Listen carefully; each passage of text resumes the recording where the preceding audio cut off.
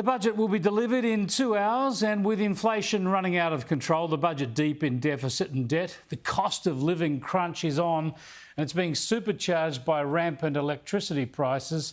Well, there's only two factors, I think, that we need to look at to judge this budget. The first is spending. How much does the Labor government spend?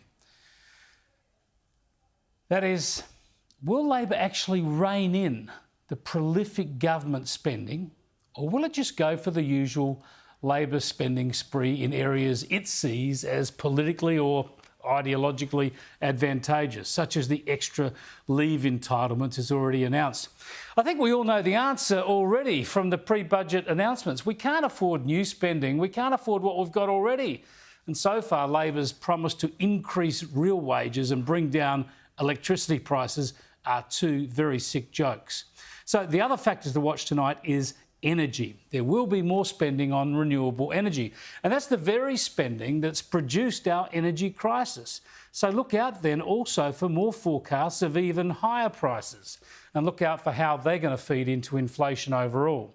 Just when we need smaller government, tight spending and lower power prices, Labor looks set to deliver exactly the opposite. Now, of course, the ideology, the almost religious zeal that drives this energy madness is the pretense that we in Australia can change the climate. The unscientific and irrational idea that by penalising our economy, by making a dramatic and damaging switch to renewable energy, we can change the global climate. Fiddling with our 1% of global emissions while world emissions continue to grow by a larger amount means our actions are meaningless. Just the facts.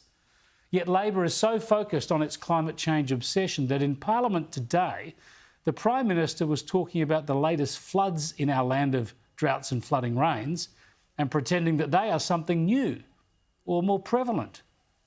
Mr. Speaker, it is an inescapable fact that natural disasters have become more frequent and more intense. It's what the science told us would happen. Really? Show us the evidence, Prime Minister. I mean, we've had worse floods in our lifetimes and in lifetimes before that.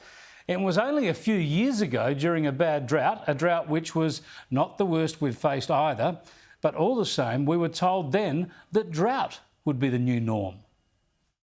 Even the rain that falls isn't actually going to fill our dams and our river system. Even the rain that falls isn't actually going to fill our dams and our river system. Yeah, we used to just accept that we live in a land of droughts and flooding rain. But now the climate alarmists like to frighten us by saying, when we're in drought, the drought is the new normal. And then, when we're in flood, they scare people with claims that floods are the new normal.